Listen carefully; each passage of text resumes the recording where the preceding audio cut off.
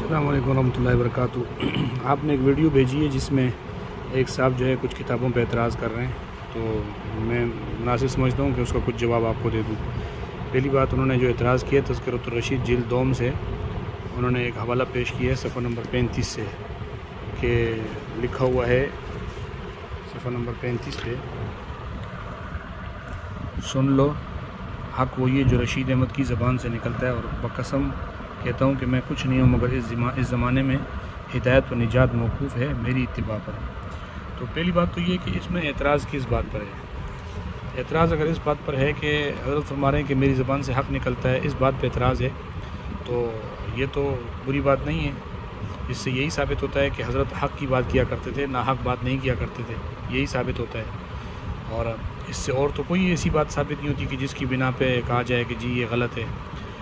خود حدیث میں بھی آتا ہے کہ الحق ینطلق علی لسان عمر، کہ حضرت عمر کی زبان سے حق جاری ہوتا ہے۔ تو کیا کوئی شخص اس بات پہ بھی اعتراض کرے گا کہ یہ کیا بات ہوئی کہ حضرت عمر کی زبان پر حق جاری ہوتا ہے، تو ایسا کیوں کہا گیا حدیث میں؟ تو ظاہر ہے کہ اس کو یہی جواب دیا جائے گا کہ اس سے ایسی کوئی بات نہیں ثابت ہوتی جس سے آپ کو توہین لگ رہی ہو۔ دوسری، انہوں نے ایک اعتراض کیا ہے اس بات پر، یہ حکایت اولیاء میرے پاس ہے، اس کے اندر ایک بات ہے جس پر انہوں نے اعتراض کیا ہے۔ وہ کہتے ہیں کہ جی اس میں لکھا ہوا ہے کہ حضرت فرمایا کہ اتنے سال حضرت میرے قلب پہ رہے اور میں نے کوئی بات آپ سے پوچھے بغیر نہیں کی۔ وہ کہتے ہیں کہ نبی پاک صلی اللہ علیہ وسلم اتنے سال میرے قلب میں رہے اور میں نے کوئی بات ان سے بغیر پوچھے نہیں کی۔ تو مطلب یہی ہے کہ قرآن اور سنت اور حدیثوں کے یہ چونکہ حافظ تھے حضرت گنگوہی رحمۃ اللہ علیہ، تو یہ جب کسی کو مسئلہ بیان کیا کرتے تو ظاہر ہے کہ اس مسئلے کو اسی تناظر میں بیان کرتے تھے کہ جو قرآن و سنت ہوتی تھی۔ اور پھر کون سا مومن بندہ ہے کہ جس کے دل میں اللہ کی ذات توحید کے اعتبار سے نہ ہو، یا رسالت کے اعتبار سے جناب محمد الرسول اللہ صلی اللہ علیہ وسلم ان کے دل میں نہ ہو۔ حدیث میں آتا ہے کہ انسان اس وقت تک کامل مومن نہیں ہو سکتا جب تک کہ وہ نبی پاک صلی اللہ علیہ وسلم کو اپنی ساری چیزوں سے زیادہ عزیز نہ جانے۔ تو عزیز تو انسان دل سے ہی جانتا ہے نا، اور محاورے میں بھی کہا جاتا ہے کہ فلاں شخص کی میرے دل میں ہے، یا فلاں شخص کے دل میں جگہ نہیں ہے میرے لیے۔ اس کا مطلب کیا ہوتا ہے کہ یہ شخص کیا اس کے دل میں ڈیرا ڈال کے بیٹھا ہوا ہے؟ نہیں، مراد عزت، احترام، محبت ہوتی ہے۔ تو یہی مراد یہاں پر بھی ہے۔ اتنی سی بات کو خواہ مخواہ بڑھا چڑھا کر اس کو جو ہے اس پر اعتراض کرنا، یہ ایک حیران کن بات ہے۔ اس کے بعد انہوں نے اعتراض کیا ہے اس کتاب پر، رئیس قادیان سے اس نامی کتاب سے ایک حوالہ پیش کیا ہے کہ اس میں جناب وہ کہتے ہیں کہ حضرت گنگوہی صاحب رحمہ اللہ جو ہے وہ انہوں نے مرزا کے حوالے سے اس کو مرد صالح لکھا ہے۔ تو میں آپ کو سب سے پہلے وہ دکھا دیتا ہوں، اس کی جلد دوم ہے، صفحہ نمبر 310 ہے، یہ صفحہ نمبر 262 ہے، رئیس قادیان جلد دوم۔ اس کی عبارت انہوں نے پیش کی ہے، اور عبارت کیا پیش کی ہے کہ یہ والی کہ انہوں نے علماء لدھیانہ وہ یہ اعتراض کر رہے ہیں کہ مولانا گنگوہی صاحب نے مرزا قادیانی کی تکفیر نہیں کی تھی بلکہ ان کو مرد صالح کہا تھا۔ تو میں اس کا جواب دے رہا ہوں کہ انہوں نے علماء لدھیانہ کے فتوی تکفیر کی مخالفت میں ایک مقالہ لکھ کر قادیانی کو مرد صالح قرار دیا۔ اچھا، آگے وہ لکھتے ہیں کہ مولانا رشید احمد صاحب نے ایک مرتد شخص کو مرد صالح لکھ دیا ہے، تو انہیں سخت تعجب ہوا۔ ایک تو یہ بات انہوں نے اٹھا کے پیش کی، عبارت یہاں سے پڑھی اس صفحے سے انہوں نے کہ یہ بندہ جیسا اس بزرگ مرزا قادیانی کو کافر فاسق نہیں کہتا، اس کو مجدد ولی بھی نہیں کہتا، صالح مسلمان سمجھتا ہوں۔ اگر کوئی پوچھے تو ان کے کلمات کی تعویل مناسب سمجھتا ہوں، اور اس سے اعراض و سکوت، اور خود اس سے اعراض و سکوت ہے فقط والسلام رشید احمد۔ یہ عبارت انہوں نے پیش کر کے کہا کہ دیکھو جی گنگوہی صاحب جو ہے وہ اس کو مرد صالح کہہ رہے ہیں، اس کو مسلمان کہہ رہے ہیں۔ انہوں نے یہ عبارت صفحہ نمبر 263 سے اٹھا کر پیش تو کر دی، لیکن تھوڑا سا آگے جانے کی زحمت نہیں کی کہ جہاں پر اس بات کا بہترین جواب موجود تھا۔ دیکھو یہ عنوان بندہ ہوا ہے علماء لدھیانہ کا ورود، علماء لدھیانہ کا ورود دیوبند اور قادیانی کے کفر و اسلام کا مذاکرہ۔ اس میں واضح طور پہ لکھا ہوا ہے کہ مولانا رشید احمد گنگوہی صاحب بھی دیوبند تشریف لائے ایک مجلس میں جہاں بڑے بڑے علماء موجود تھے۔ علماء لدھیانہ نے مرزا غلام احمد کا کچھ حال بیان کیا۔ مولانا یعقوب صاحب، مولانا محمد یعقوب صاحب جو ان دنوں دیوبند کے شیخ الحدیث تھے، فرمایا اگر مرزا غلام احمد پر بطور ذلیت حضرت صلی اللہ علیہ وسلم پر الہامات کا ورود ہوا تو اس میں تعجب کی کون سی بات ہے؟ مولانا محمد الجانوی نے کہا اگر بالفرض یہود و نصارہ پر اعتراض کریں کہ جس سے یہ مذاکرہ ہوا ان دونوں کے بیچ میں، تو اس کا نتیجہ کیا نکلا؟ نتیجہ یہ نکلا کہ مولانا محمد یعقوب صاحب نے فرمایا کہ میں غلام احمد کو اپنی تحقیق میں ایک آزاد خیال لامذہب جانتا ہوں، اور چونکہ آپ قریب الوطن ہونے کی وجہ سے اس کے تمام حالات سے بخوبی واقف ہیں، اس کی تکفیر سے منع نہیں کرتا۔ اس کے علاوہ آپ نے اس شخص کی کتاب براہین احمدیہ پڑھی ہے، اور میں نے اور مولانا رشید احمد نے صاحب نے اس کتاب کا مطالعہ نہیں کیا۔ اس سے یہ بات پتہ چل رہی ہے کہ یہ اس وقت کا فتویٰ تھا مولانا گنگوئی صاحب کا اور مولانا یعقوب نانوتوی صاحب کا، جب تک انہوں نے اس کتاب کا مطالعہ نہیں کیا تھا۔ مطالعہ کرنے کے بعد کیا ہوا، اور وہ مطالعہ نہیں کیا تھا تو اس پر بھی وجہ سن لیں۔ آگے لکھتے ہیں کیونکہ مولانا گنگوئی نے خدا نہ خواستہ کسی نفسانی غرض کی بنا پر فتوی تکفیر کی مخالفت نہیں کی تھی، بلکہ اصل یہ کہ مرزا قادیانی اس وقت تک اپنے پورے رنگ میں ظاہر نہیں ہوئے تھے۔ یعنی مرزا قادیانی، چونکہ اصل یہ بات چل رہی ہے سن 1301-2 کی، سن 1301 میں مجھے بتاؤ کہ علماء لدھیانہ کے سوا کس نے کفر کا فتویٰ جاری کیا تھا؟ ابھی تو یہ ابتداً بات چل رہی تھی، اور اسی ابتدا کی یہ ساری روایات میں بیان کر رہا ہوں آپ کو۔ اس کے بعد آگے دیکھیں کہ کیا ہوا، تھوڑا سا آگے چلتے ہیں۔ یہ اسی کتاب میں صفحہ نمبر 310 پہ عنوان ہے مولانا رشید احمد گنگوئی، اور نیچے لکھا کہ مرزا غلام احمد قادیانی اپنی تعویلات فاسدہ اور افواہات باطلہ کی وجہ سے دجال، کذاب اور طریقت اہل سنت والجماعت سے خارج ہیں، اس کے پیرو بھی اسی کی مانند ہیں۔ اور اسی رئیس قادیان کے اندر صفحہ نمبر 279 پہ صفحہ نمبر 279 پہ یہ کیا لکھا ہوا ہے، صفحہ نمبر 289 پہ، کہ مولانا رشید احمد گنگوئی صاحب نے مرزا قادیانی کو لعنت کفر سے بچانے کی جو کوشش کی، اس کا مقصد یہ نہ تھا کہ صاحب موصوف خدا نخواستہ آمدن باطل کا ساتھ دے رہے تھے، بلکہ حقیقت یہ تھی کہ انہیں ابھی تک مرزائی کفریات کی اطلاع نہیں ملی تھی، جیسا کہ علماء حق کا شیوا ہے۔ خلوص دل سے سمجھ رہے تھے کہ مرزا قادیانی بھی اسی طرح کی لغزش ہو گئی ہوں گی جس طرح بعض سالکان طریقت سے غلبہ حال میں سرزد ہوتی ہیں۔ آخر جب مولانا گنگوئی پر قادیانی کفر و زندقہ کا حال پوری طرح منکشف ہو گیا، تو انہوں نے بھی دوسرے علماء امت کی طرح انہیں مرتد اور خارج اسلام قرار دے دیا۔ یہاں تک تو آپ کو یہ بات سمجھ میں آ گئی کہ مرزا قادیانی کو گنگوئی صاحب نے شروع میں کافر اس لیے نہیں کہا تھا کہ ساری بات ان کے آگے واضح نہیں ہوئی، جب واضح ہوئی تو کفر کا فتویٰ دے دیا۔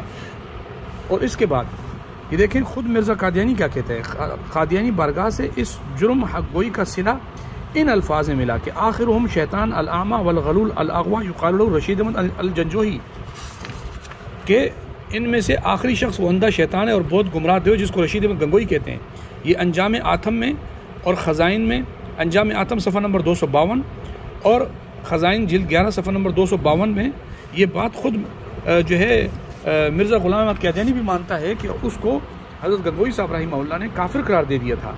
لیکن بدبختی دیکھیے بریلویوں کی، یا جس بھی صاحب نے یہ ویڈیو بنائی ہے، کہ وہ اعتراض کر رہے ہیں، ابتدائی زمانے کی باتوں کو اٹھا رہے ہیں اور اس میں گنگوئی پر اعتراض کر رہے ہیں، جبکہ یہ بات آپ کو معلوم ہونی چاہیے کہ اسلام کی ابتدا میں شراب جو ہے اس پہ حرمت کا فتویٰ نہیں آیا تھا، بعد میں حرمت کا فتویٰ آیا۔ اب کوئی شخص اگر ابتدائی اسلام سے کچھ چیزیں اٹھا کر انہی کو دین سمجھ لے، اسلام سمجھ لے، تو اس کو کس درجے کا آپ خائن کہیں گے؟ یہی خیانت ان صاحب نے بھی ان جگہوں پہ کی ہے۔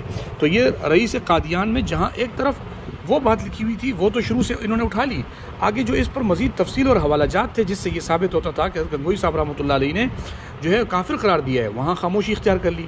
یہ حیران کن بات ہے، جس کو اب یہ دوسرا اس نے چوتھا حوالہ کیا پیش کیا ہے، یہ پیش کیا ہے ملفوظات حکیم الامت سے، کہ جی ملفوظات حکیم الامت جلد نمبر 19 میں لکھا ہوا ہے۔ وہ کیا لکھا ہے؟ انہوں نے وہاں ایک بات پیش کی،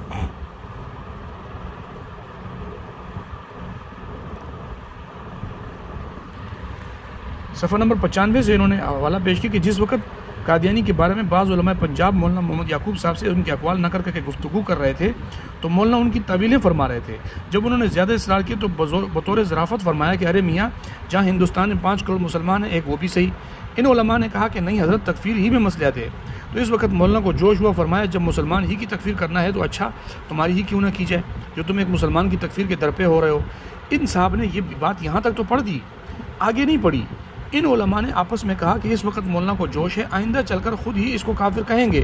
چنانچہ ایسا ہی ہوا، جب وہ حد سے بڑھ گئے اور طویل تعویل کی گنجائش نہ رہی تو آخر فتویٰ دیا۔ اس بات کو انہوں نے اڑا دیا اور پیچھے سے پڑھ کر یہ ظاہر کیا کہ جی دیکھو علماء دیوبند کافر نہیں کہہ رہے۔ اسی سے ایک صفحہ پیچھے آپ دیکھیں، صفحہ نمبر 94 پہ، ہمارے بزرگوں نے مدتوں قادیانی کی تکفیر نہیں کی، اس کے اقوال کی تعویلیں کرتے رہے، مگر جب حد سے بڑھ گیا تو تکفیر کی اس چیز کو اڑا دیا اور وہ اٹھا کے پیش کر دیا کہ جی دیکھو علماء دیوبند قادیانیوں کی تکفیر نہیں کرتے۔ یہ تو ہو گئی وہ بات کہ جو اس صاحب نے پیش کی تھی۔ اب آ جائیں کہ آپ کو یہ پتہ ہونا چاہیے کہ مرزا غلام احمد قادیانی کو جب شروع میں مرزا غلام احمد قادیانی نے دعویٰ کیا تھا تو تمام علماء نے اس کو کافر نہیں قرار دیا تھا، بہت سارے علماء ان کے بارے میں اس سوچ میں تھے۔ یہ دیکھیں، یہ میرے پاس کتاب ہے مہر منیر، آپ اس مہر منیر کو دیکھیں، اس کے صفحہ نمبر 166 پہ کیا لکھا ہوا ہے، مرزا صاحب کے ابتدائی عقائد۔ اس وقت تک مرزا صاحب کے عقائد وہی تھے جو ایک صحیح العقیدہ سنی مسلمان کے ہونے چاہیے، وہ حضرت صلی اللہ علیہ وسلم کے خاتم النبیین ہونے کے بھی اسی قدر قائل تھے جیسے دوسرے مسلمان۔ اور اس پر آگے وہ مزید حوالہ بھی پیش کیا ہوا ہے تمام کے تمام، کہ جس سے یہ بات ثابت ہوتی ہے کہ مرزا قادیانی شروع سے کافر نہیں تھا، جب اس نے کفر کیا تو اس پر علماء نے فتویٰ لگا دیا۔ تو اس طرح اس کی زندگی کے دو دور گزرے ہیں۔ اب پہلے دور کے احکامات کو اٹھا کر دوسرے دور کے علماء پر حکم لگانا کہ انہوں نے جناب پہلے دور میں کافر نہیں کہا تھا، اس لیے ان کے بعد والی تکفیر کے حکم کو بھی ایک سائڈ پہ کر دینا، تو یہ بھی ایک عجیب حیران۔ خود پیر مہر علی شاہ صاحب بھی شروع میں مرزے کی تکفیر کے قائل نہیں تھے۔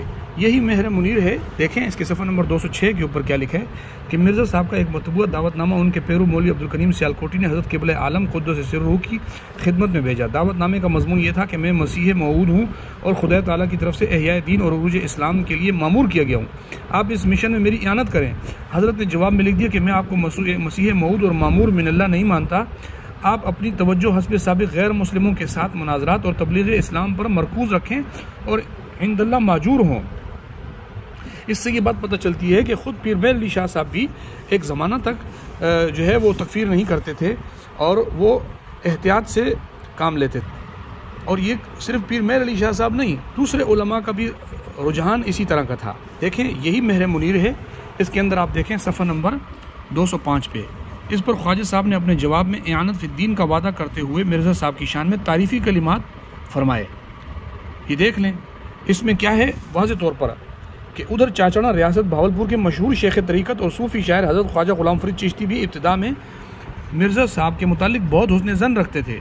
آگے دیکھیں کیا لکھا ہے، اس پر خواجہ صاحب نے اپنے جواب میں اعانت فی الدین کا وعدہ کرتے ہوئے مرزا صاحب نے ان کو لکھا تھا کہ میری اعانت کرو، تو خواجہ صاحب نے اپنے جواب میں اعانت فی الدین کا وعدہ کرتے ہوئے مرزا صاحب کی شان میں تعریفی کلمات تحریر فرمائے۔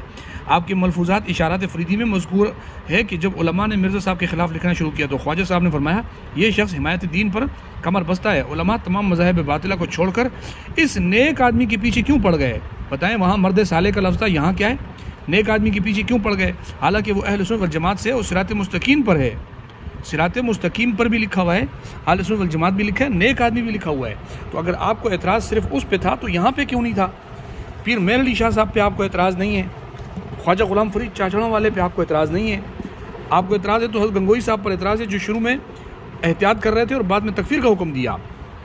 یہ دیکھیں میرے پاس کتاب ہے پیر مہر علی شاہ صاحب کی سیف چشتیائی۔ اس کتاب میں سیف چشتیائی میں پیر مہر علی شاہ صاحب شروع میں مرزا قادیانی کے جو ہے دعوی نبوت کے بعد، یہ دعوی نبوت کی بعد کی بات ہے، دیکھ لیں جناب، پیر مہر علی شاہ صاحب جو ہے اس کے پہلے خلیفہ حکیم نور الدین کو کس نام سے کہہ رہے ہیں؟ الحمدللہ رب العالمین، یہ الحمدللہ وحدہ والصلاۃ والسلام علی من لا نبی بعدہ وآلہ وصحبہ، معظمی و مکرمی جناب مولوی نور الدین صاحب، وعلیکم السلام ورحمۃ اللہ وبرکاتہ۔ مجھے بتائیں کیا مرزا غلام احمد قادیانی کے خلیفہ کو اس طرح معظمی و مکرمی کہہ کر پکارنا جائز ہے؟ کیا اس کو اس طرح کے تعظیم اور تکریم والے الفاظ کے ساتھ اس کو بولنا جائز تھا؟ لیکن یہ پیر مہر علی شاہ صاحب نے کیا، اس پر کسی کو اعتراض نہ ہوا اور ان صاحب کو بھی نہ ہوا اور انہوں نے اٹھا کے اس کو پیش بھی نہیں کیا۔ لیکن یہاں پر جناب انہوں نے فوراً، یہ کب کی بات ہے؟